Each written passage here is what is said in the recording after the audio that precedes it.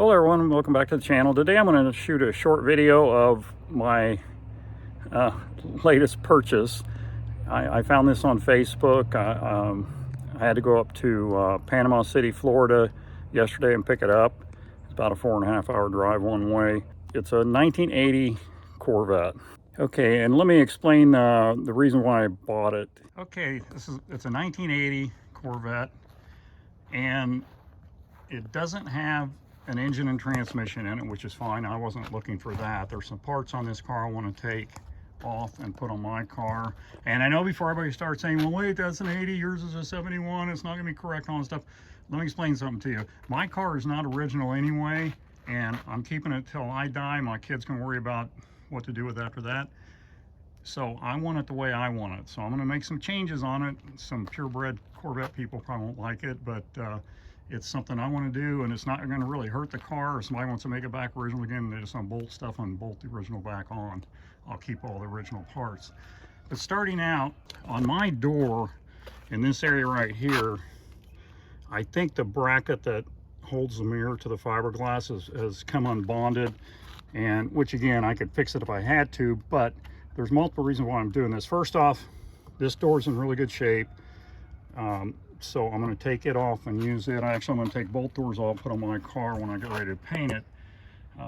For that and two other reasons. One, I like these sport mirrors, and I'm going to put these on the car too. I just think they look a lot nicer. And then two, these have electric windows, and I want electric windows in my car. When I bought that 71, I purposely looked for a car without electric windows because all the other ones I had electric windows, and I thought I didn't want to deal with them. And after I got it, I hated it because you can't reach over and roll down the passenger side window or roll it up if you need to easily, even though it's a small car. Plus the fact that my window glass here has got a bad spot in it right here, and I'll show you when I get ready to switch this out. But it's like something rubbed on it about an inch wide, about this far up right here. And I'm assuming there's some kind of guide or something down in the door that the felt must have wore through and rubbed metal on glass, and it looks really bad. It looks like a bad grease streak actually on the window. And this has good glass, so I'm going to put this glass in it. It doesn't say Astro Vent on the side here, but I don't care. Again, it's the other thing, it has the glass T-tops, and again, I know what you're going to say is 80 T-tops will not fit a 71. Well, they will.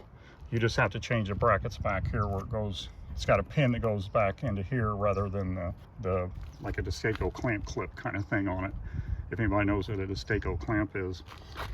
Okay, and then on the inside, the other thing that I wanted a tilt telescope steering wheel. This car has a really nice steering column in it. And I know it's not period correct because it's got the dimmer switch here in the turn signal, but I don't care. I'm actually going to try to wire that in and eliminate the one down on the bottom, because a lot of times when I put my foot down, I don't know, I guess pushing in on the clutch, I'll turn my brights on. So I want to eliminate that button down on the floor and wire it into here. It's also got cruise control in it here. Now, it still has a cruise control module under the hood. I'm going to look at that and see if it's some way I could hook it up to my car.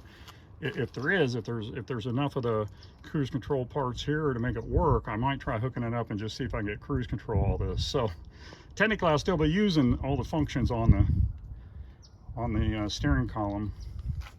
It just won't be period correct. There's some these are brand new stainless steel brake lines that he threw in with the car. There's some fluorescent bulbs. I don't know how they fit on the car, but they came with the car. And then, excuse me. And then back here, I needed a jack for my car, and this one has a jack, and the jack looks really nice. If I can get to it, I don't know how well this will show up. Oh, that didn't work very good. You can see the jack down in there. It's still got the spring and retainer and everything. I need all that stuff. And the nice thing is that jack, even though this is a 1980, that is the correct jack for 1971. So even though it's not the right year car, it is the right year jack. So I'll have a jack for my car that will go period correct with it. like I say, overall, the body of the car is pretty good. Mainly just, you know, the paint's peeling off of it. The urethane bumpers both look pretty good. This side of the car looks pretty good. The wheels suck. They probably would have been cool wheels originally, but they're pretty rusty, so I don't think there's much value to them there. The front bumper looks really good, except the paint's peeling really bad. It's like, I think somebody tried to spray it with a spray can after the paint started peeling, and it just doesn't look very good. The headlights assemblies look complete, and they're locked in the open position right now. These canisters don't look that old, so I don't know if they've been changed out at some time. It's still got the factory clips on it and everything, so I don't know. They're usually more rusty than this. But that's about it. You can kind of see, if I get the camera down in here, there's the cruise control back in here. I'll have to see what all's there with it. I don't know. It's got a good wiper motor. I'm going to check it, make sure it is good, but I'm assuming it's good. And it comes with two hoods. The hoods weren't bolted on, so they're actually still in the back of my truck. And one hood is the regular for like a small block, and then it's got a high-rise hood, I guess for a big block.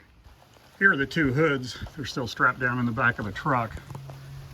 That's the regular hood there, and then the high-rise hood is down underneath of it there.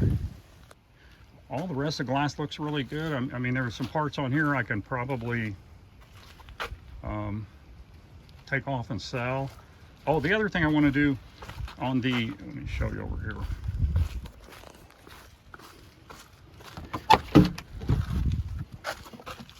On the center gauge cluster,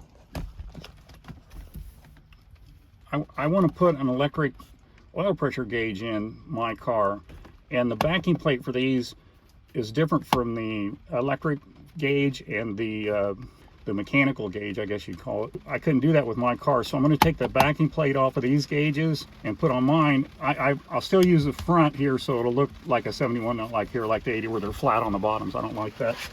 But I'll be able to put the electric gauge in, and then I got to get in. It's starting to pour down rain. So that's it. So that's going to be an upcoming project too. So you guys have a great day, and we'll see you on the next video.